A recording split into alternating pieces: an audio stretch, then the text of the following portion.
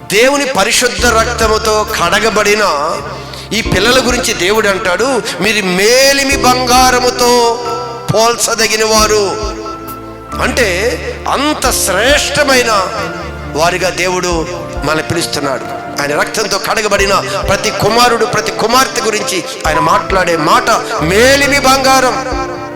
అయితే మేలిమి బంగారముతో పోల్చదగిన సియోను ప్రియ కుమారులు ఎట్లు కుమ్మరి చేసిన మట్టి కుండలుగా ఎంచబడుచున్నారు, మట్టితో చేసిన కుండవలే ఎంచబడుచున్నారు. బంగారంగా ఎంచబడవలసిన మనిషి ఈరోజు కొండలాగా, అంటే విలువలేని ఒక కొండలాగా అయిపోయారంట.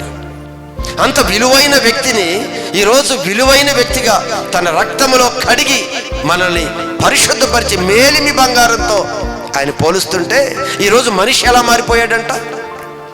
ఎలా అయిపోయాడు? మట్టి కుండ, విలువలేని వ్యక్తులుగా ఎలా మారిపోయారు? అసలు ఎందుకు మన అందరం కూడా ఓటి కుండ వలె మట్టి కుండలాగా అయిపోయాం?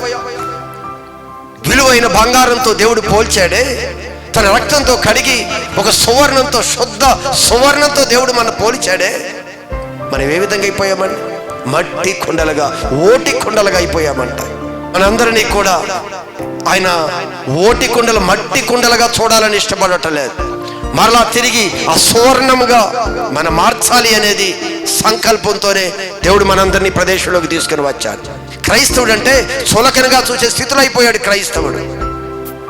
సువర్ణంగా ఉండవలసిన నీవు, నీ నోటి మాట, నీ ప్రవర్తన యథార్థత లేకపోవటము, ఈ పరిస్థితులన్నీ ఎలా ఉన్నాయంటే లోకానికి ఏ విధంగా చూస్తుందో లోకం ఈరోజు క్రైస్తవ సమాజాన్ని ఎలా చూస్తుందంట? మట్టి కుండ, పనికిరానిది, విలువలేని దానిగా చూస్తుంది. కానీ ఈరోజు దేవుడు చెప్తున్నాడు, సువర్ణంగా నేను తీసుకురావబోతున్నాను. తిరిగి మరలా ఆ స్థితికి మనం తీసుకురావాలనేది దేవుని యొక్క సంకల్పం. ఈరోజు లోకానికి మనకు కిరీటంగా ఉండాలి అని చెప్పాడు.